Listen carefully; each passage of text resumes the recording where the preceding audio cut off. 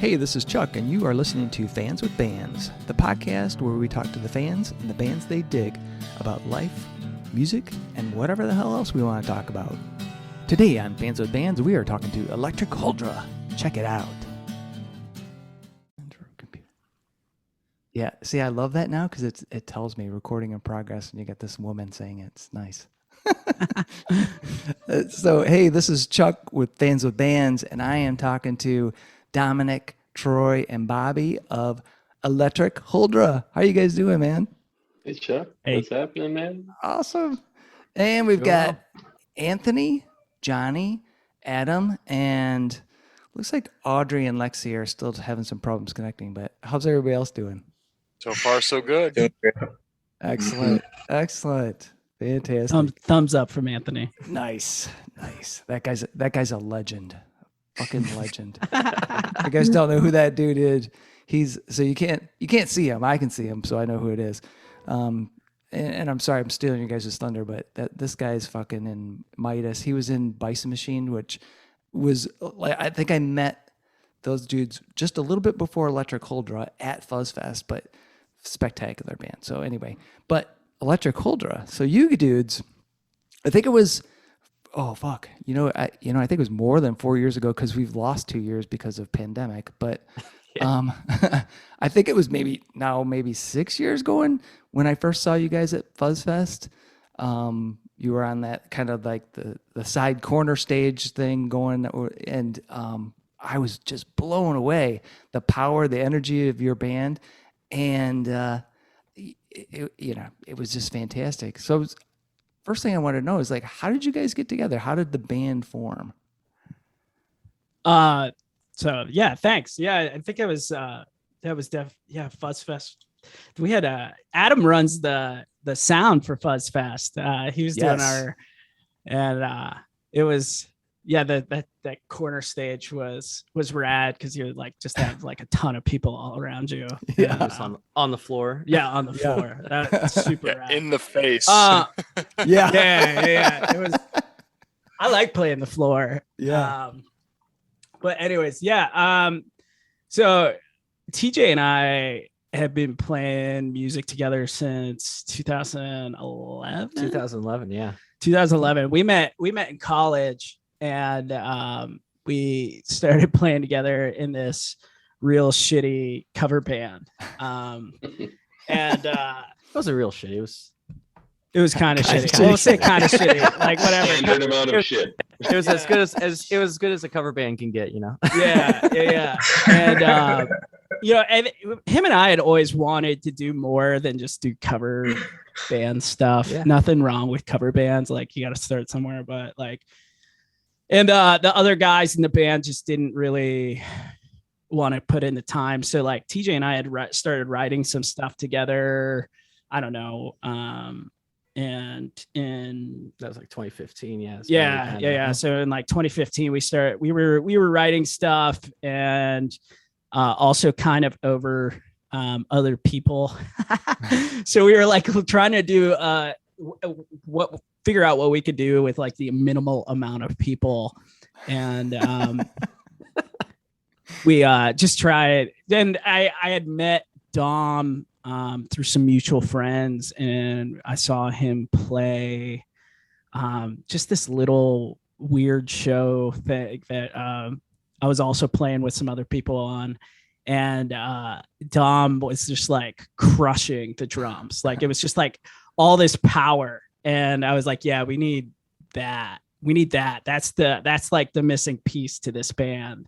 And I had just met Dom like recently before that, and so I'd asked him if he wanted to like jam with TJ and I, and we got together in my basement in Ann Arbor and started playing some stuff. And like within like the first half hour, we were like, oh, this has got legs. This is something we want to do, and it just kind of fell in together. Awesome. Yeah, that happened a couple of times where like Bobby was like, "Hey, we should jam sometime," and so like just me and him got together. Yeah, like once, and we like, I think we played like some Black Keys songs or something that like two people could do. Yeah, he was like,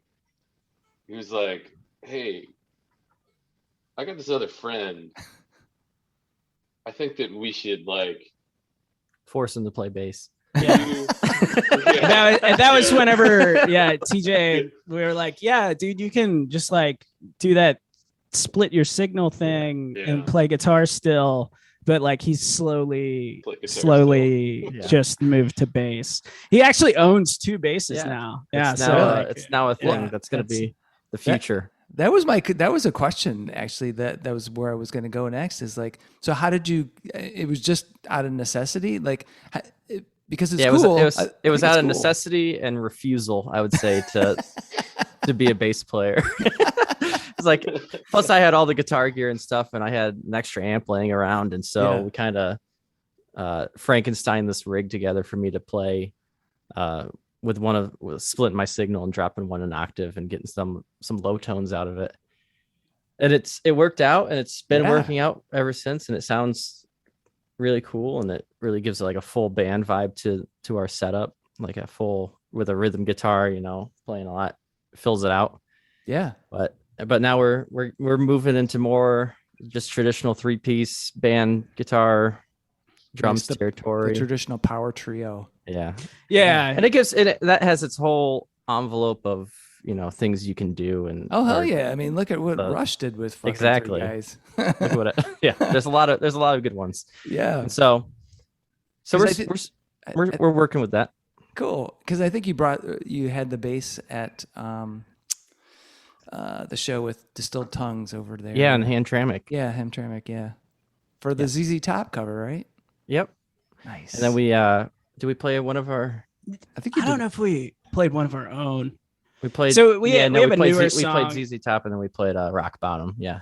Oh yeah, I think we just did the covers. So some of our newer stuff that we just started writing, TJ's just playing bass on, and we have a couple of covers that we do that he is just playing bass on now. Nice. And I think didn't I see back in August, like last year, that you guys were in the studio? So what happened with that whole thing?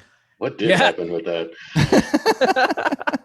We're so right before like the pandemic, we were like that February. We played this rad show with Truck Fighters at the Sanctuary, and then like the next day we were in the studio and we were like had like a lot of momentum. We were real tight, and it was just like we were hitting on all cylinders. Like a whole month of build up. Yeah. And then right after that, for like initial session in the studio with Adam's recording us.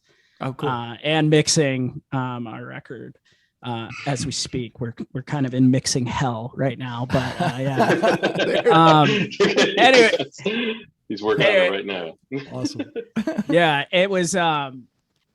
We just it just took all the wind out of our sails. And I mean, we couldn't do anything for we didn't over 6 months after that. And then we've just been taking our time. We didn't really want to release anything just into a void where we couldn't go out and play shows and support it. Oh yeah.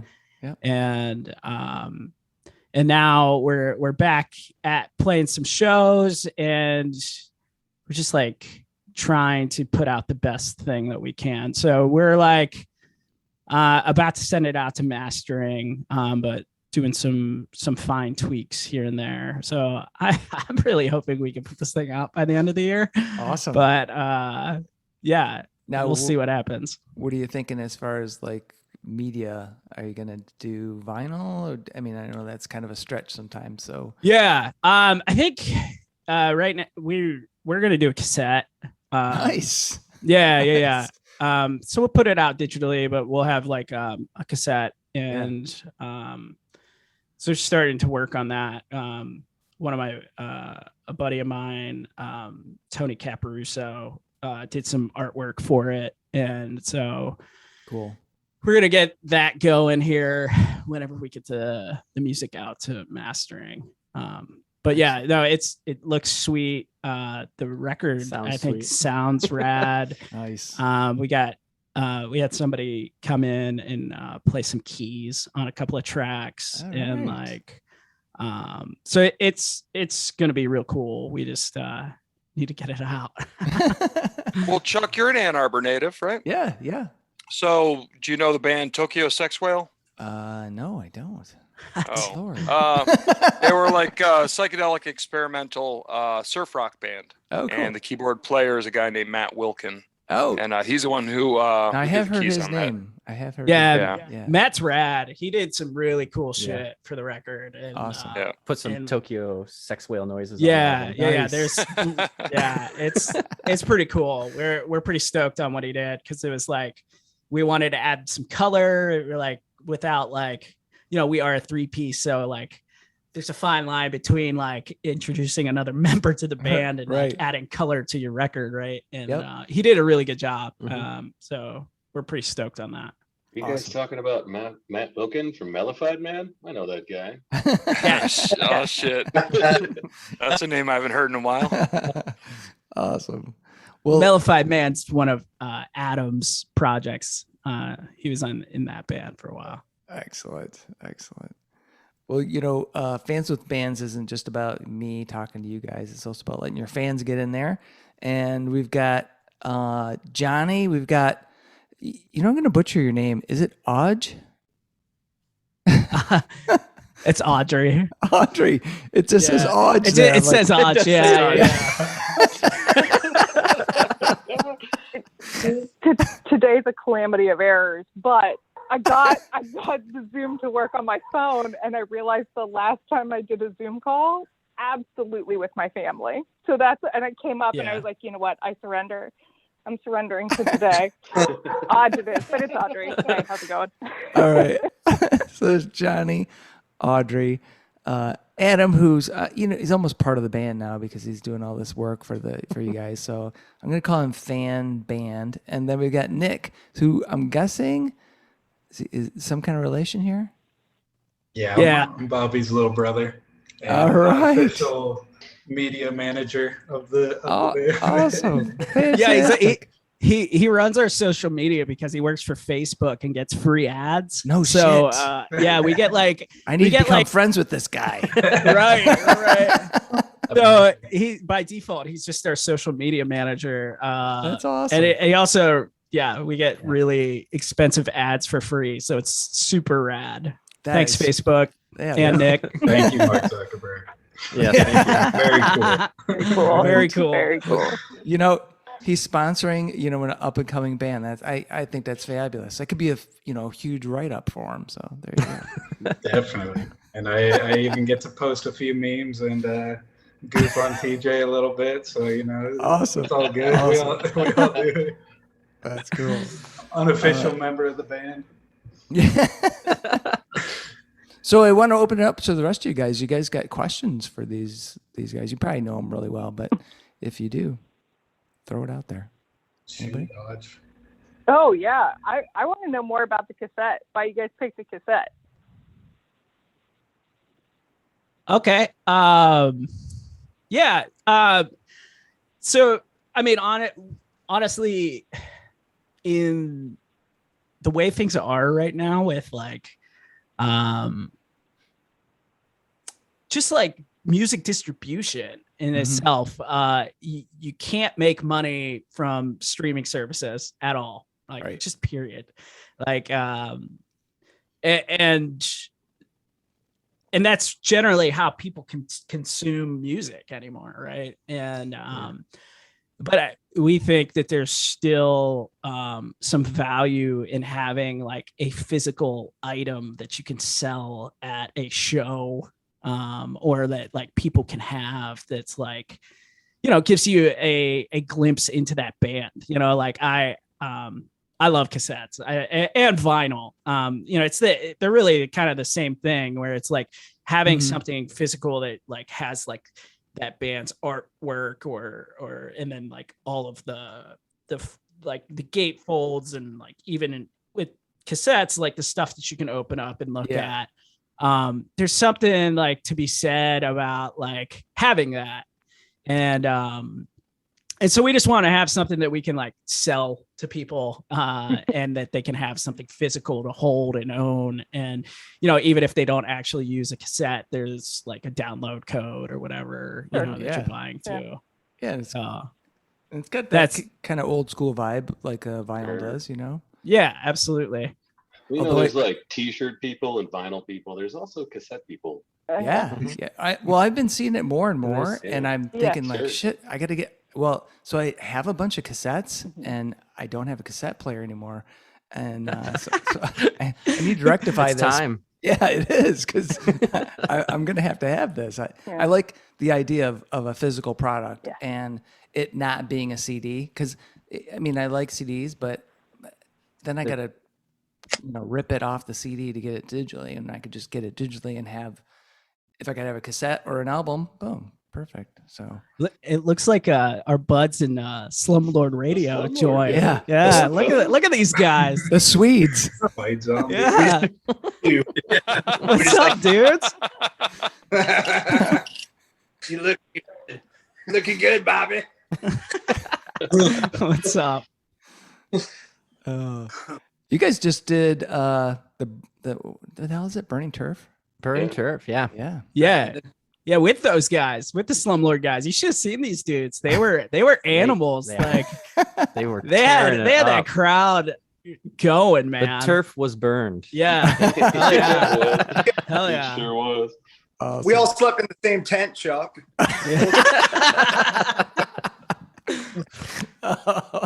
Oh yes. Somehow Yeah, that was a fun show, man. Like it was so hot, and then all of a sudden, like we were all getting set up, and luckily we were under a tent because it just like rained for 2 hours and Oh, like shit. poured, Downpouring. and then like neither band's bass amp was working, and like we like pulled it together at the last minute and had a Rad show. rad time with these Yeah. guys. awesome. Now I got to Yeah, figure that's- out how to get rust off my guitar. Yeah, we're wrapping up practice. We just trying to say hi to you guys, man. Yeah, Good thanks to for see you calling guys, in, man. Thank you. Good to see All right. you guys. Yeah. Love you, boys. See you around. Yeah, love you too, man. All right. I've always wanted to get out to that show, and I don't know what the hell my problem is. It's, I've been thinking about this more and more, and kind of making this about me a little bit. But like, there's so many goddamn shows, and I'm like, how am I going to get to these? And then They're finally back. Yeah. You had nothing for a long time. I and now you have- know. Trying Yeah. to fit it all in, get Well- a whole year's worth in these last 3 months. Well, even before COVID, there would be, 5 or 6 different shows, and that's what always kind of pissed me off sometimes when people would say like rock music's dead or there's no scene anymore. I'm like, bullshit. You're just not fucking looking. I mean, so and what do you guys think about that? Because are you guys all in Ann Arbor or spread out? No, I'm actually Dom and I are both in Ipsy now. Okay. And and I live in Toledo. yeah, TJ Oh, lives in shit. Toledo. Yeah. All right. Yeah. So we actually practice down in Toledo. But yeah, I don't know. Rock music being dead. I mean, as far as maybe like pop music goes, yeah, I can Yeah. see that that's like a thing. The but, Billboard like, charts. dude. I'm with you, man. Like it's alive and thriving. I think it goes back to like just the way music is consumed again Mhm. now.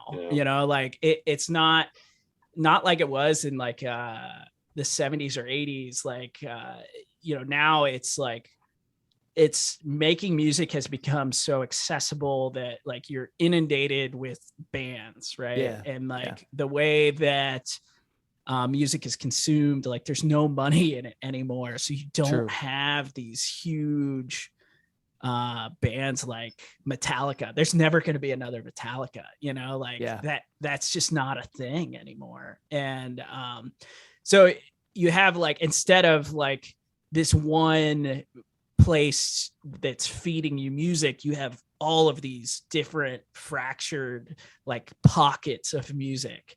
And so I mean, in the sense that like, yeah, so Gene Simmons wants to say that rock and roll's dead, right? Like, yeah, sure. I mean, yeah, the rock and roll that he knew, yeah, it's definitely like, Yeah, sure. but that's just I think it's the music distribution machine is dead, not rock, Right. like, you know, it's just different. And like, there's so many good bands. Like, and we're so fortunate to be in like Detroit. And like the amount of like rad music coming out of Detroit. So much and, talent. like, all the cool places to play, like all the bars that like you can go, like you were saying, like, and like any given weekend, there's 6 shows you like, want to catch, you know, and that's before even like a national act comes through, you know, I know, right? yeah. Like, and so I don't know. I think it's just different, right? You really gotta kind of look and search for yourself. You can't like just turn on the radio and find the next, you know, nobody's Kiss or picking for us Metallica anymore. Right. Right. You know, I Exactly. think, like, coming out of like, I started playing music in the 90s, and it was like FM radio, right? Like that's where like it all came from. Yeah. It was probably like that for a long time, where there was like, if you had a radio station that would play, they would have like a metal show at night, probably like Saturday night at midnight or something like that. So you had to stay up real late just so you could hear heavy stuff. Yeah. But they would play it, and so you could actually, but even then you'd have, it was up to like the DJs to find the music and be like, well, I think people would like this. Whereas now, like, just like Bobby was saying, like, you can just find anything that you want. But on the flip side of that is that, like, you have to sift through a lot of things. Like, saying that like rock music is dead is kind of silly, because there's always going to be people. I mean, every kind of music, people just love playing it. Like, Anthony looks like he had to jump off, but like, I can remember going to see, we went and saw Mothership. Oh yeah. Bison Machine opened for them, and I can distinctly remember, because it was like the first time that I saw those guys play. And at the time we were still like just starting out. And after that show, Bobby and I were both like, we need to write more songs and play a show with these guys, because they were so good. And we were like, man, I want to be there. Like, yeah. And it wasn't like we were seeing them at like Little Caesars Arena or something. It was just like a bar in Detroit, but it sounded so good. And the crowd was having such a good time. Yeah. Yeah. It was so much fun. Yeah. Back when shows were at Corktown Tavern. Oh man. That place was rad. It was. I saw Jungle Rot there. Oh, nice. Yeah, it was. Yeah, Centenary and Jungle Rot and somebody else. It was awesome. I think it was one of the last shows they had there. But that place is, and that's I think a key thing, at least for Detroit area, is got some really good venues that do a good job of promoting the music and also have like a good stage and sound. Because there's venues and they're, the sound is like, whoa, what the hell? Or it's up to the band to bring stuff in, which is kind of a drag. Because they're already not, you guys aren't rolling in the cash when you come into one of these gigs. You're like, no, we have day jobs for sure. Right. No. This is a passion. We're happy when we're not losing our ass playing music. It costs money. This is something that costs money. Right. Yeah. Sometimes when it's like, oh sweet, we got some money, we can fill up the tank in the van. Yeah. Yes. Yeah. The van always takes the money. Yeah. One way or another. The band or the merch, you gotta pay for the merch to try to sell a little bit to recoup. Yeah, man. Yeah. So Johnny, Nick, Audrey, do you guys have any other questions? Yeah, I got a couple questions. Well, go for it. Oh, I need some more Electric Huldra merch. When are we gonna get some more T-shirts? I need some stickers, some patches. I've got some Electric Huldra. Yeah. Dude, speaking on the rock and roll thing, I think something that's cool watching you guys do, with like this modern rock and roll thing that's happening is like, I think back in the day you got Jerry Lee Lewis and Chuck Berry like on tour, and that's it. They go from place to place and they're together every night. And now, like you said, there's a zillion people like in this industry, but it also seems kind of tight knit in a sense too, man. And it seems like you guys do like a good networking, if you will. It seems like you're friendly with a lot of people that when I look at them, they don't seem friendly. And You know, and like by doing that, I think you guys have got to like play with some names that like you kind of idolized a little bit when you're diving into some stoner rock shit. And I think it's cool, at least in this Michigan scene, is to like when you aren't a fucking asshole and you respect other bands and shit, like where that kind of takes you. Has that been, what was your first show? Like, who did you play with? And then like, how did you just start getting on tickets with Bonehawk and other people or whatever? So the merch thing first. We're gonna have with the new record, we have like a bunch of rebranding that we're doing. God damn it. Yeah. So you guys can't see it, but Nick Yeah. was holding up a fucking awesome shirt. And I bought one at First the last gen. show. Yeah. Oh, that that was the first shirt The from Roadrunner. that has our EP artwork on it. Yeah. That's really rad. Super killer. So we'll have new stuff out when the record comes out. We're gonna kind of roll a bunch of stuff out all at once. Like, so we have like a new logo and new album artwork, and we're gonna make Baseball some shirts tees? and some.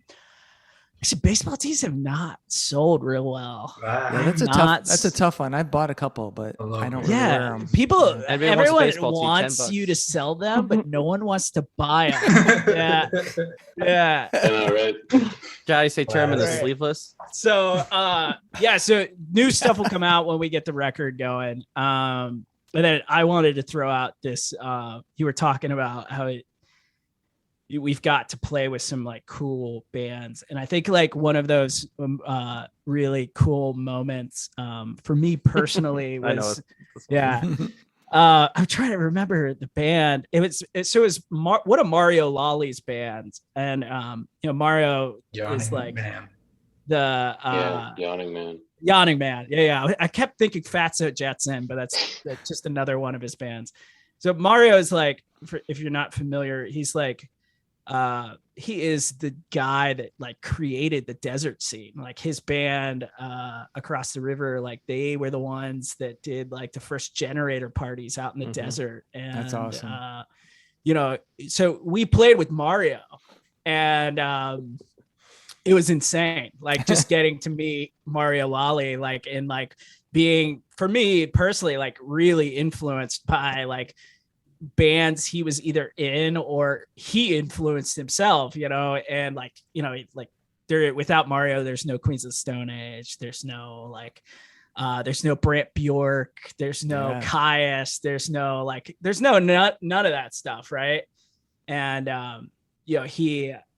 we opened for them and we played our set. And I can't remember who played after us. Maybe it was like Temple of the Fuzz Witch or something.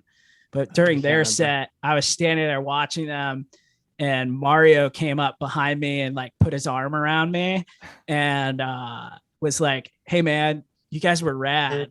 And like, and I looked over and I saw who it was, and I was like, "Holy shit, that's Mario Lawley." And he's talking to me about my band. Yeah, and he was not having an easy night too. They just were coming through Canada, and like their heater on their van broke, and they were their guitarist having a was tough super so he was so it was awesome. fucking like February or something. Yeah, it was February. Yeah, they were frozen. Yeah.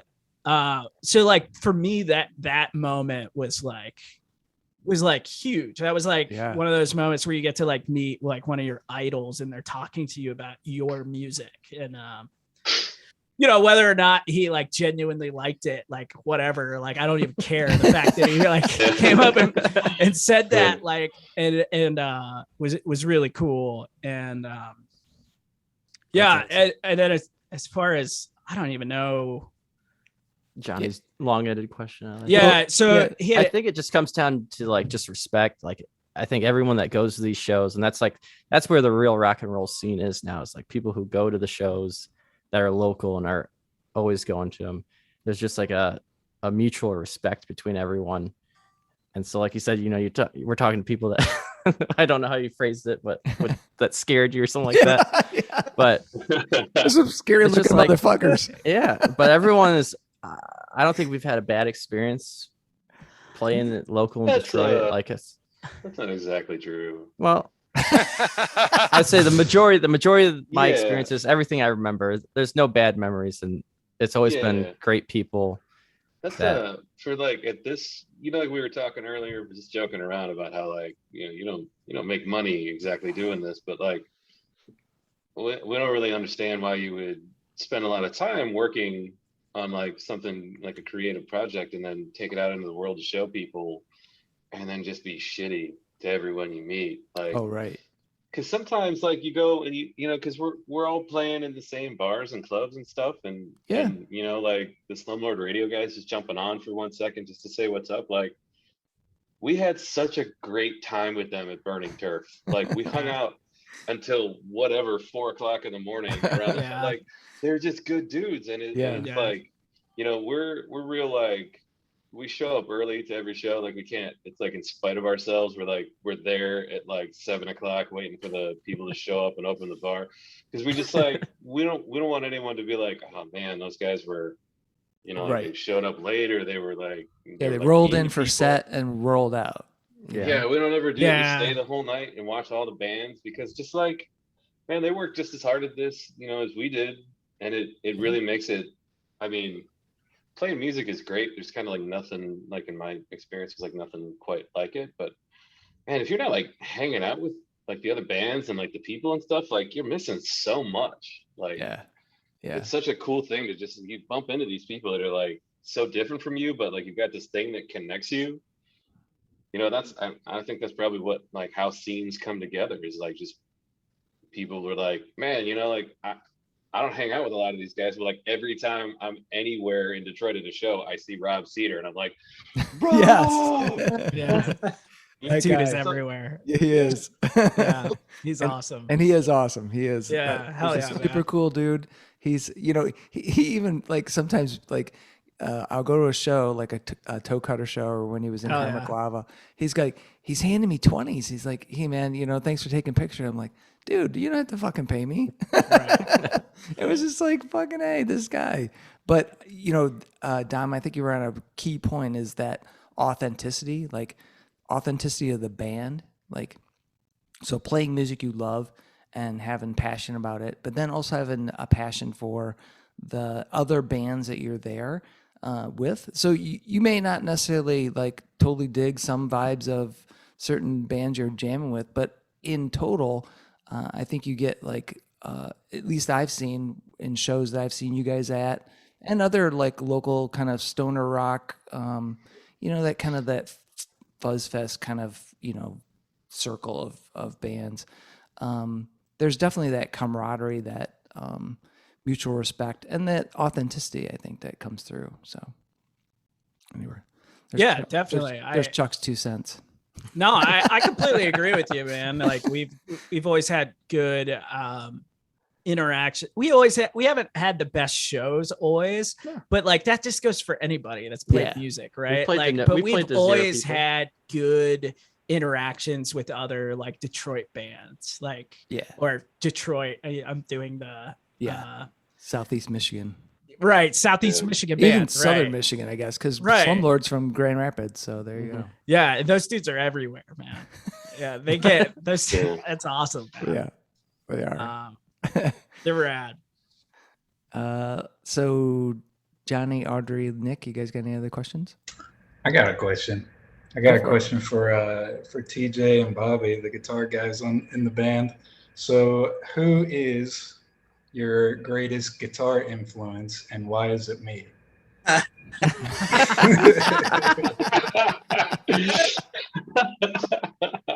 You can answer first, TJ. I'll take my answer offline. Don't worry. We can see your face on here, man. That answer. I'll make sure the check clears before you answer. Yeah. This one, but. Yeah. We're about to lose a lot of advertisements. Yeah, I know. But yeah, on a serious, who do you guys? Who are your guitar heroes? Man, it's a good question. That's a good question. It's always a hard It's just really hard. Damn. Top five You know, on the spot in order. Oh, in order. You know, I think for me Chronological. personally, the two guys that are like I aspire to the most, that kind of play like that makes sense to me, like that I want to play like are really Leslie West and Billy Gibbons. Like Nice. you know, like I've always like kind of leaned into that kind of playing where it's like it's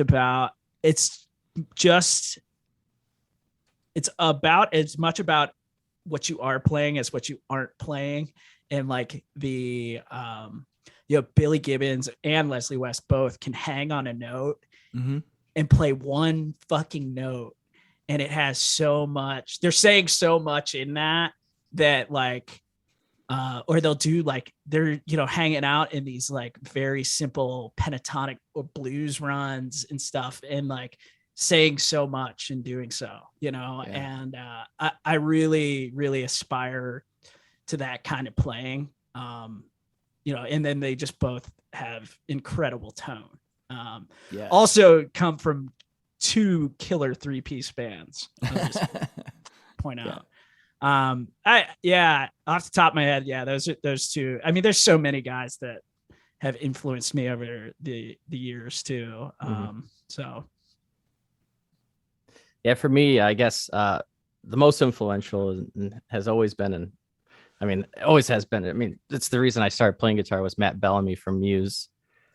Just he has a really unique style of playing, and he really gets into effects and all that stuff, and that's kind of what led me down the path of, you know, splitting guitar signals and just making weird noises out of it. And our first EP has a lot of weird noises on it as well. But no, he was the reason I started playing guitar. I was just inspired by the way he plays and the melodies that he wrote. This new record has got has definitely got a couple little obvious Muse influences in it, and it's unintentional. Good teaser. Good drop. It's funny because like the vibe is there. Yeah, definitely. You know what's funny about that too is like he has a way of fitting like these Muse style like bass lines into songs that are not even remotely like Muse sounding. They're more they're more in like a ZZ Top or a Mountain like kind of vibe, but he'll throw in like these real cool bass lines to him where you're like, oh yeah, that's totally like a Muse influence. And I don't think you're like capable of not doing that. I think it's just like part when you learn a whole record from front to back, and it just comes through, kind of influences you, I think, for the rest of your playing. That's awesome. I mean, cool. And that's just how it is, right? Like anyone who tries to say that they're not ripping someone off. Oh, hell yeah. Too. Like that's all it is at this point. Like, right. No, there's no unique, I mean, completely unique, I would say. Yeah. I mean, Black Sabbath wrote all of them. So like, anything out there, it's already out there. You may think it's original, but there's a record with it on it. Right. I mean, that's where your accent came from, is from the people around you that are talking. You know, so. Yeah. True. And then just all after that, it's just all the music that Bobby's like really introduced me to has been Queens of the Stone Age was another big influence on songs that I was learning, and those are kind of like the influential songs I learned are the ones that influenced me. So cool. And that, you know, I think that kind of plays into how your sound is, because you both have a different background. I didn't know Troy's like musical influences. Like I kind of tell Bobby where you were coming from a little bit with the way you play, but I didn't know. And now that I know that, I'm going to be like dialing into that, because that's cool. Because I totally love those bands, but you would not put them on the same spectrum, right? At all. Yeah. You would like be what? But to fuse that together, I think is a cool idea. So I'm going to jump in because I want to know what Dom's influences were. Guitar wise. Guitar. Yeah. What are your guitar Who's your favorite guitar? I was really, really heavily influenced by Kurt Cobain because he had an amazing drummer, and that was really all that mattered. Oh man, dude! When I started playing, like the first like day that I started playing with other people, I was playing jazz in the morning, and then like I think the first song we ever played as a band was Aneurysm by Nirvana. That's like maybe the first song I ever played in a band. But like because the high school I went to didn't have sports or anything. We had like this jazz program. And so like, yeah, I went to Ann Arbor Community High School, and like, oh, cool. So like oddly enough, like a lot of my playing was like influenced by like Elvin Jones, who played with John Coltrane and others. Like it was this dynamic thing where like the subtlety of just like how open your hi-hats are while you're playing to like match what someone else is doing in like a really subtle way, or like where you're hitting a cymbal, like are you hitting it higher up in the band, are you lower in the ribbon, are you like what kind of like these, which I mean I think on the record will be more obvious than just when we're going like 100% crushing it like live.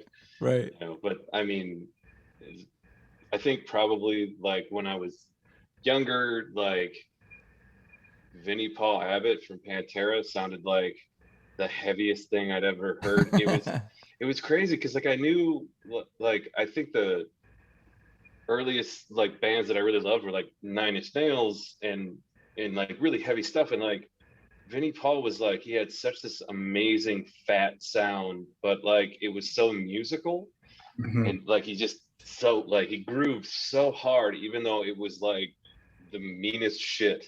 Like, that drum intro, the 13 steps. Yeah. So I think he did. What influenced him was he played with a guitarist his whole life, right? Like, so he wasn't playing with bass player. He was playing with, Dime and like trying to like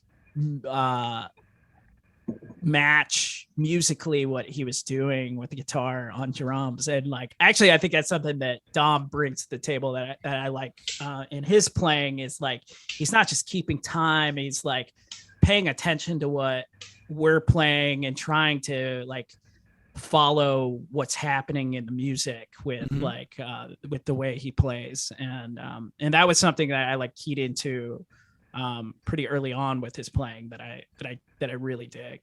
So it's funny that you bring up Vinnie Paul, because I think those are one of the defining characteristics like that when I think of Vinnie Paul. It's that power trio thing, man. I didn't know it, but like Stuart Copeland from The Police, like he like syncopated everything in some way with some part of what either Andy or Sting was doing. Yeah. And sometimes it would be like contra, and sometimes it'd be like the same thing. Like I was like, oh man, that's what I do. Yeah. That's why like I learned it from you. I must have, because like I didn't invent it.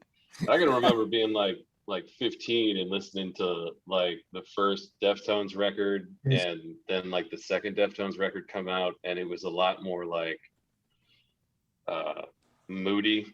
Yeah. Like, and Abe Cunningham, who's always been one of my favorite guys, like I just felt like it was really melodic what he was playing, and it wasn't like obviously like would kept the beat or whatever and like held it together, but I don't know, I feel like that was the first point when I kind of realized that drums could really be like a part of the melody too. Like it can be part of the color. It doesn't just have to be like the old boom chick in the background.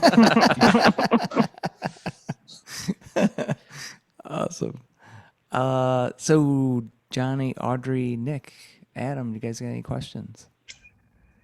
Yeah. Similar question. What's the favorite venue that you guys have played so far? Like of the ones in Detroit or maybe the ones in Ohio, which one, just of the venue, maybe not necessarily the crowd, but just like the way it sounded or just kind of the feel you got in the venue. Which one was your favorite that you played at? That stadium when we opened up for T-Pain, that was amazing. Oh yeah. No, that was T-Pain really actually passed the check and did nothing. Let's go. Yeah, dude, that's literally what happened. So TJ and I went to Kettering University, and we got to play their centennial. They had a big centennial festival, and we got to play in, what's the stadium's name? Crap. So there's a football stadium that Kettering just bought back in Flint, and it's like the Who have played there, and this whole long list of like awesome bands back in the 60s and 70s used to play there. And then it was run down, and nobody was using it for a long time. And then Kettering bought it and rehabbed it, and then they had this big festival there. And so it was like Stadium? Atwood. Yeah, Atwood. Thank you. Got you. It was like the biggest stage that we ever played on. Yeah. And probably like just the coolest for like some of the histoy. Yeah, that's awesome. Yeah. Yeah, good We call on played, that we one, played too. so well that T-Pain didn't even want to perform it. Yeah, and We also, shut it down, man. you want to talk about a bill we didn't fit on. Literally, the headliner was T-Pain. Which, yeah, he didn't play because there was this crazy storm that came through like shortly after we had played, and they shut it down. And like we went home, and Dom's car almost got smashed by this tree that went down in my front yard. Oh shit! It was a crazy storm. I don't even remember. That was a couple of years ago. It was an act of God. Yeah. It was When I'm gnarly. pulling up, there's a tree down, and I'm like, well, time for Yeah. a new car, I guess. So we went and played, and then we went and ate T-Pain's rider. Yeah. And then we pieced out. We hung Yeah. out with T-Pain's posse. And And then we pieced out. It was a super weird day, but it was awesome. That's It awesome. was like 700 degrees outside. Yeah. That's awesome. Johnny, Audrey, do you guys have any questions? Yeah, each one of you guys. And this is the authenticity question, and be honest. What's the first CD that you bought? Not something that was gifted to you, not something given to you. One you bought. it's going to date us differently. We're going to figure out the age disparity of this band. Yeah. I I guess was gonna ask, I was like- Dom's was a phonograph. Right? Yeah. I was gonna say, you can also say the first tape you bought, because I mean, for me, it would have been a tape, but I'm going off of what I know of Bobby. We'll go in order. So Dom, tell us your first record. The first CD I got, I think I went up to Discount Records and I bought. Nice discount. I know that one. Oh, it was so great. It was, I think it was Let's Go by Rancid, and because I bought two at the same time. I was one of the Guar records too. Oh. Yes. I think. Those were my first two CDs. I bought a lot of cassettes. The original Guar? Yeah. Well, what was your first cassette? This is like, what was the first record you bought with your own money? Yeah. Or money that was given to you, but you specifically went out and bought without any guidance. It's Dom's 10th birthday. What album did he buy? It was probably whatever Mozart's latest thing was 200 years ago. Dropping that hot shit. Yes. I don't know, man. It might have been 9 Inch Nails Broken. Nice. That's a good one. Yeah. Because I think I listened to that like every day when I was doing my paper route, like when I was like 11 or 12. It explains a lot. Yeah. I was like It's the such angriest paper boy. A lot of broken windows on that block. Yeah. It's such a angry record. I was It just just so, resonates. I was seriously. Yeah. I was so mad. I was like, "You pay me 9 cents a day. Yeah.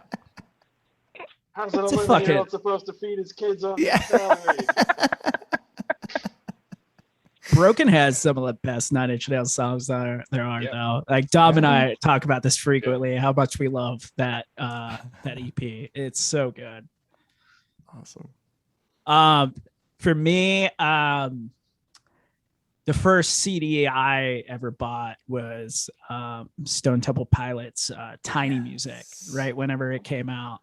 And I think it has such an underrated record. And I actually listened to it a couple of weeks ago, and I text my family and I was like, I just listened to Tiny Music and that shit still holds up. It has aged very well. Yeah, he specifically told us his favorite song was Daisy for sure. Yeah. Like, he just plays that one on repeat. On loop.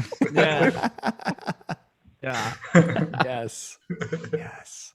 For me, my first album was probably a band no one's heard of. It's called Killer Radio. They're like a punk band. And I bought that. Nice. Started off punk, and then I guess like the first big name band I bought was 3 Days Grace. So hell yeah. Oh, there you go. I was living that life. Nice. That's all right. I think I was one of the first ones that I was either gifted or bought on my own. I don't know. I think it was gifted. This one was the first Sugar Ray record. Happy birthday, Bobby. Yeah. Put your arms around me. Yeah. I definitely. But my buddies, Casey and Joe from Midas, recent for my birthday this year, got Mark McGrath to do a cameo for me. Oh, really? Yeah, this dude talked for 5 minutes on a cameo for me, and like brought up 9/11, and then happy birthday. Yeah, he sang happy birthday to me, and then he also put my name in I Just Want to Fly. Put your arms around me, Bobby. It was legitimately a 5 minute long video of Mark McGrath talking to me. That's awesome. And it was like so funny. This is the funniest thing. That's awesome. So many times he could have stopped talking. Yeah, he just kept going. It was like, so this is like November of last year. It was a dark time for him. Yeah. It's just like Mark McGrath really needed someone to talk to in like in the throes of the pandemic, you know. It was Bobby should have made a cameo for him. Yeah, I know. You're like, hey, Mark McGrath, Bobby here. Yeah, you know, you're enough, guy. I read it for you are enough. Yeah. You're gonna bounce back. It gets better, you know. That just giving him a lifeline or something, man. Yeah, and then like, are you're still hung up on 9/11? I don't know. Maybe talk to somebody about that. Right. Like, that's 20 years. It's kind of a weird thing to bring up. That is. Oh my God. It was wild. It was a wild ride. Yeah. That's awesome. He went in on the whole pandemic thing. He talked about it for like a minute, and he talked about how Bobby was kind of down because of it, and he's like, you know, you're not the only one, Bobby. It's also tough for me out here. Like I'm really struggling, but how about you? Throw a couple dollars in my hat and chill out, bro. Yeah. He said to you, he's like, and I don't know when I'm going to do the thing that I love the most next. And we're all like, oh my gosh, that's so nice. Yeah. We were feeling the same way. We were feeling the same way. Wow. Yeah, it was obviously I shared it or the video around because it was really good. I think everyone here has seen that. That's awesome. So the takeaway is check in on your friends. That's check on your friends. Check in on your friends. Yeah. Well, that's famous ones. Mark McGrath's, okay. Yeah. Check in on your 90s bands. Check in on 90s. Random call. Hey, how you guys doing? Yeah. So I want to flip that question around to you guys, everybody else. So, Audrey, what was your first CD tape album? Soundgarden, Super Unknown. Oh my God! Yeah. Holy shit! That's like knocking it out of the park right away. What the hell? Yeah. I got lucky. Wow. Oh yeah, Black Hole Sun was so great, and that video was so great. And the fun part about it is Bobby and I were both on a swim team, and here's a very just detail for you. In the video, there is a guy who is doing push-ups in a sparkly green Speedo. That was our swim team's team suit. And that was like the thing that I was like, oh, I know what that is. And then, of course, like the music's just amazing, but whatever, you know. That's awesome. That picture of like, or that mental image of Chris Cornell playing that like sparkly gold Les Paul has like always been in my mind, and like one of those first like things where you're like, yeah, I want to do that. Yeah, like that. It's just so rad. Well, that song is just so it's one of my all-time favorites. But yeah, fuck yeah, it's awesome. What a great album. Yeah. So yeah, front to back, that record is holy shit, really good. Nick, how about you, man? What was your? Since I had Audrey and Bobby, and then also my other brother Ben, I listened to a lot of the music that they did. I don't think I bought with my own money my first CD until like 2007, and at least that's the only one I can think of. And that was I bought Songs for the Deaf by Queens of the Stone Age, because I had just listened a lot to like Era Vulgaris. My brothers were listening a lot to that. And so I remember looking up like all the reviews of all their albums, and Songs for the Deaf was like the best reviewed one. So I go back and I bought that. It was like $15 off Amazon, and best $15 I ever spent, because it's probably that's another like home run right out of the park. Yeah, you guys are crushing it. Yeah, I got really lucky that Audrey was like my musical shaman growing up, and then Nick got the trickle down from everybody. Hand me down rock records. Yeah. Well, that doesn't explain why Ben bought Hootie and the Blowfish though. So I don't Hey, Nick, you can lead a horse to water. Now, Bobby, but he only wants to be with you, so yeah. That's not fair, because not everybody knocks it out of the park. You stumble. You miss. Oh yeah, I mean I owned like the Macarena record. That was bumping like back in the 12, day. 12 tracks of Macarena. No, it was just it was a single. There was like there was an A and B side to it. I don't even know what the second song was. Oh my god! Was it one of my? Yeah, probably. It was just the Macarena again. Yeah. Oh my god. Just wedding hits. Yeah. But Johnny, you bring up something interesting. Sorry, I didn't mean to interrupt you there, but no, you don't. Go for it. You think about, so Nick was talking about 2007 and music in 2007. So he's living the spoils of like after Napster and Audio Galaxy and LimeWire. I got to borrow my friends who had cool older siblings, and they're like, no, you need to go listen to Rage Against the Machine, right? And you're like, yeah, okay, yeah, I could be into rolling down Rodeo with a shotgun. Yeah, this could be something I like. Yeah, cool. But how you discover music is like, okay, what are they playing on the radio, right? Yeah. And those are just going to be singles. Do you have friends who have parents who are cool and money, and they're going to pay for Rolling Stone, right? Because they're going to review it. Because you're talking about like, how are you getting music in the 90s? Are you going to stay up and watch Headbangers Ball, or the avenues for music are really absolutely right? But it's like limited. Yeah. Right. And you're like, okay, who has cool older siblings? What are they listening to? And, borrowing it from them. So, I mean, I'm not going to take ownership of that. I had friends with their older siblings had excellent music taste, and so did our parents. Oh, cool. So, yeah. Very cool. What were the tapes? My mom had two cassette tapes in her minivan when we were growing up, and it was Pearl Jam 10 and the Black Album. No shit. Metallica.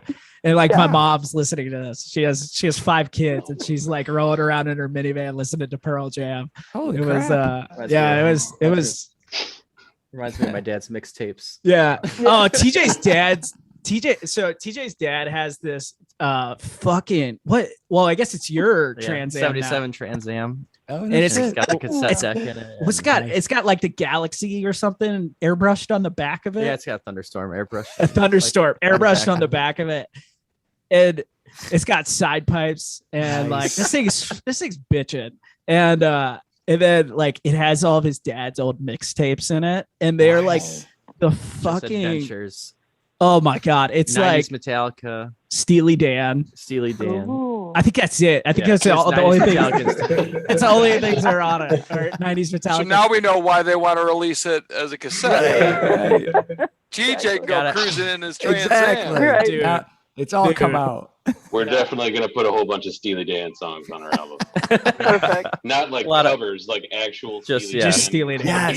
Yeah, it's just gonna be a Steely Dan That's the mixtape. B-side. Now that would be funny as hell. It's like every 10th cassette isn't you. It's Steely Dan. You're like, yeah, I put this record in. It was great, but it's just Steely Dan. 10 out of my 10. God. That's awesome. Johnny, how about you, man? What was your first? Man, album? that's tough to follow all of those. And I'm glad there's still another person after me because I feel like Adam would crush my answer too. But I did not have an awesome older sister named Audrey. It's unfortunate, dude. We had Yeah. the Caravan cranking like Jesus Christ Superstar is what my mom do, and then my dad just listened to Tigers baseball games all the time. So I think I was in 6th grade, like it was right about 2000, and I was very confused with most things in the world. And I think I went out and bought Dr. Dre's The Chronic 2001. Nice, Dude, there's nothing wrong with that. Yeah. Actually, Perfect album. Dom and I were out this weekend. We were at a little restaurant, and something off The Chronic was banging in the background, and we just turned around. We're like, that's still better than pretty much everything on the We're That's both awesome. really upset that we couldn't crip walk. We're like, God, I wish I was good at crip walking. Every time this song comes on, I want to be cool. weird times too. I feel like I couldn't buy that CD at the store because it was parental advisory and you couldn't go in and buy that when you were 12. So I had to Classic. pay somebody like $25 to get their older sibling to go get it. And he ended up kicking me like a Dr. Dre CD that he probably just drew like a weed leaf on like a CD. And he was probably on Napster before I was. But Yeah, no shit. yeah, that album still hits. It's just a little bit different. Yeah. I think. Yeah, hell I think yeah, it's after fucking my awesome. mom started seeing that I had like that and in my CD player, and she started buying me some Jimi Hendrix albums, and so it went from like that to a bunch of Hendrix stuff. Fantastic. It's a good mix right there. Yeah, yeah. Solid. Super solid. Rest in And peace, Nate Dogg. Adam, how about you, man? Oh, shit. Well, the first one I was ever gifted, other than like some records my mom gave me, my mom turned me on to Hendrix, and Nice. she's a big fan of Janis Joplin and that kind of thing. But I was like in 3rd grade, and I got a Def Leppard tape. Fuck yeah. Which one was And it? it was Yeah. Pour some I can't sugar on remember if me. it was high. No, I can't remember if it was High or Dry Yes. or Dude. Pyromania. But the first one I ever physically went out and bought, I still can't remember. I think I got a touch of the wet brain from too much partying back in the 90s. But it was either Crocus or Rat. I can't remember. Hell Fuck yeah. But then a buddy of mine got me like And Justice for All for my birthday, and yeah. I started getting all the way into the back catalog. Oh yeah. Metallica and going deep into the thrash, and I was kind of an elitist back then, and Yeah. not so much anymore. These days I'll listen to it all, Yeah, that happens to all the people that get into thrash. We become elitists for like a minute, and we're like, I'm only listening to hit shit that's fucking awesome, and fuck all this other shit.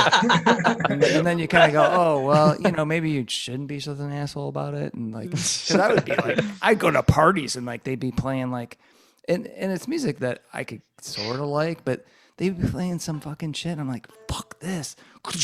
Next thing somebody's got Forbidden and fucking Turn on- Slayer going. Turn on some Iron Maiden. Yeah. Yes. I Dude. loved Iron Maiden. I saw Iron Maiden open for Rainbow. Oh, That would- fuck. that's Dude. that's saying. the ultimate. Yeah. That's how old I am. Well, And that's how Chuck flexes on everybody. Yeah, exactly. Yeah, I have dude. this story. what was your Damn. Remember that time I was better than all of you? Because Yeah. Yeah. Dude. That's like a dream show, Chuck. Like It was with Dio? 38 Special. Oh, it was that's funny, Joe man. Lynn Turner actually with Yeah. Rainbow. So Oh, okay. and it was 38 Special, and 38 Special was supposed to be like, so it's Maiden, 38 Special Rainbow, I think. Yeah. Maybe it was 38 Special headlining, but anyway, 38 Special had some problems with their bus or whatever. So Iron Maiden played, and the only reason we went to the show is to go see Iron Maiden.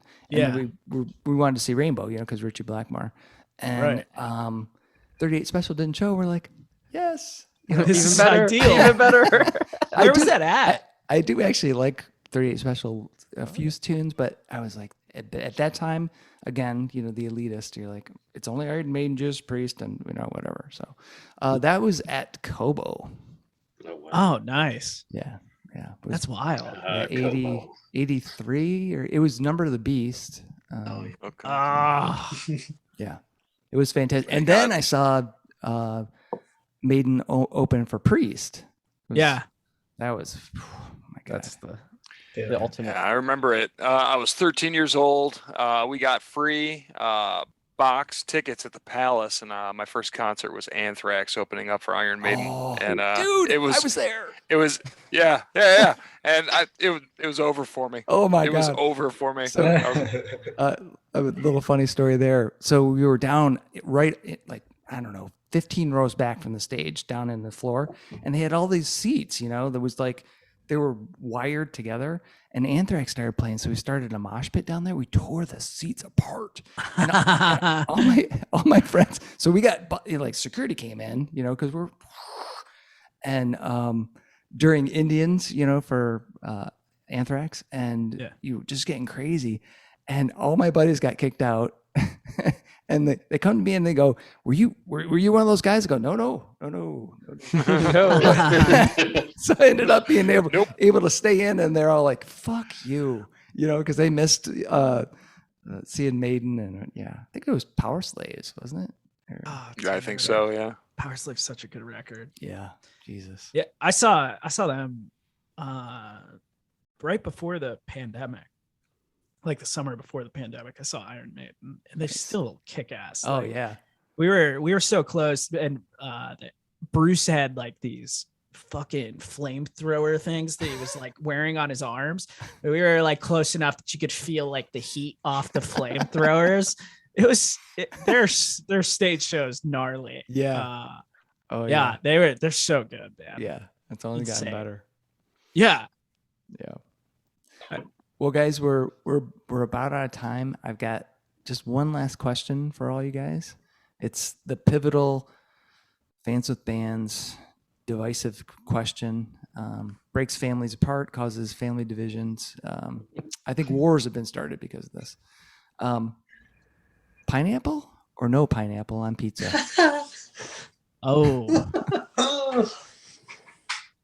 Let's let Dom go first, since he's the resident curmudgeon. I like pineapple on pizza, man. Awesome. Excellent. I like it. Any perfect combination of pineapple with something else? I don't know. Just about anything. I just think a little bit of Pineapples sweet. and fish. Just about anything? Yeah. Wow. Well, just about anything. I mean, like, I just think pineapple's good because it's just sweet. Yeah. Nice. Just like a little sugar on top of there to go with all that savory, Yep, sweet and savory, baby. All right, Troy, what do you think? What do I think? No pineapple. No pineapple. No pineapple. No. Just pepperoni. Just pepperoni. I just like things simple. Classic. Keep it simple. Yeah. I'm with Little you. Marcos. Little Marcos. Yeah. Little Jets. I'm for pepperoni. I'm for pineapple. But not on anything. I like it. If you do like a Hawaiian thing or a like barbecue chicken, like I can do pineapple. But I think you can go wrong with it if you don't get the right combination. Yeah. I think it could go south pretty quick. Yeah. Nick, how about you? I gotta say no. I gotta side with TJ on this one. Nice. I have had pineapple with pizza before, but it's Yeah. And then I one of my coworkers is like from Italy, and she will stab you in the eye saying you're gonna put pineapple on the pizza. So There's nothing on there but practicing for work on that because I Yeah. don't want to get stabbed in the eye, even Oh, though it's I'm just still safer for you doing to say remote that. work. nothing's on that pizza besides basil. Yeah. Exactly. Yeah, it's awesome. gonna be a no for me, dog. Hard no. All right. Johnny, how about you, man? Yeah, man, I like the pineapple on there. I think really just on the Hawaiian. Yeah. But I don't really want any pineapple on my pizza if it's like a cheap, dirty pie, you know? Like I'm gonna get like I'm gonna get a good, cheap, dirty pizza. I just want pepperoni on it. But Oh yeah. yeah, so Awesome. Where are you buying your cheap dirty pies from, John? Little Caesars just started doing Yeah. this emo beat. Dude. Oh, awesome. Yeah. And Adam, how about you, man? Yeah, I'd get down some pineapple on my pizza. All right. Yeah, my old roommate used to put spam and grapefruit on his pizza just to keep us away from it. Wow. That's So What a savage. unfortunate. It's a power Actually, move. it's actually not bad. That's Wow. unfortunate. Wow. What do you think, Chuck? Are you into? Pineapple? Yeah. No, I'm a hard no on the pineapples. I mean, Wow. Chuck. I like them as pineapples, like just put them in. I'm not a sweet Yeah. and savory at all. Like, don't mix any sweet things with any savory things for me. It's like, Okay. you know, like don't put ham and pineapple anywhere. Don't put mix 'em sweet anywhere. and sour. Don't You put 'em know, anywhere. Yeah, I want. Chuck sees a pineapple in a grocery store that also Yeah. sells ham. It better be Yeah. far away from the hams. Yeah, It better gotta be an far away. coincidental store. Gross. Yeah. Yeah. And now, if I want to have a little pineapple in a bowl, perfect. You know, Yeah. or some Yeah. some of the Yeah. fruits, perfect. Yeah, yeah. But I'm not mixing with any meats or anything like that. Fuck that. What about like kebabs when you have like No, God, I was no. gonna say I like grilled fruit and pineapple. vegetables? No sweet and savories. I can't. Just none. Very strict, guys. Yeah. Hey, It's hey a hard- Chuck, we didn't get an answer from you on what your first CD was or what your first. Oh, yeah, album. yeah. We gotta get an answer from you on that one. Oh yeah. So the album I first bought with my own money was Elton John's Goodbye Yellow Brick Road. hell yeah. Oh wow. Oh yeah. Yeah, I was a huge Elton John fan. Like, I was 10, 11. Bought that album. So I made I had a friend who was totally into Elton John. He could kind of sing like Elton John as an 11-year-old cool. can, I guess. Yeah. And then at that time I lived in Detroit, and then we moved out to Pinckney, which is, if you're familiar with. A big difference there. Yeah, totally. Yeah. On the boondocks. And then I got into Kiss, and I was like, just Kiss. That's all I listened to was fucking Kiss. So yeah. So then my second album was Kiss Alive. So, Hell yeah. so Nice. yeah. Two good albums. Yeah. Well, guys, it was so awesome to talk with you guys. So cool. Hey, thanks. Yeah. Thank you, That Chuck. was Thanks. cool. Yeah, man. We appreciate everything you do for like the scene in Southeast Right. Michigan. Oh, like thanks, guys. all the pictures, all the write-ups, this stuff, and yeah, it's Thanks, very man. much appreciated. So Awesome. Thank Well, you. I very much appreciate your music, and I very much appreciate Johnny and Nick, even though I haven't met you guys. I love you, and I know Adam. He's fucking awesome. So, and you guys are fucking awesome. So yeah, thanks again for being on here. I really appreciate it. Yeah. yeah, man. Yes, Thank sir. you. Thanks, guys. All right, cool. Keep it rocking, boys. Have a Yeah. good night. Yeah. Thanks to Bobby, Dominic, Troy, Adam, Nick, Audrey, Johnny, Anthony, and the guys from Slumlord Radio for joining me on this episode of Fans with Bands. Be on the lookout for new music from Electric Huldra coming soon. Stay tuned on their Facebook page for all the updates. If you get a chance, definitely go see them live. This fantastic, high-powered rock band should not be missed. See the show notes for all the details and links. These are tough times for everyone in the creative industries such as music. Your support of live streaming, purchasing music, and merchandise is critical. If you can help out your local artists, please do. If you are in the Michigan area, consider following the Playing in the Detroit Area Tonight Facebook page. It is a place for fans and bands to support each other and share our combined love of music. Thank you all so much for listening. Be sure to hit subscribe on your favorite podcast service to get each and every episode of Fans with Bands. Spread the word by rating the show and leaving a comment. We want to hear what you think. You can keep in touch by following us on social media. This is a Life in Michigan production. Until next time, be well and kick out the jams.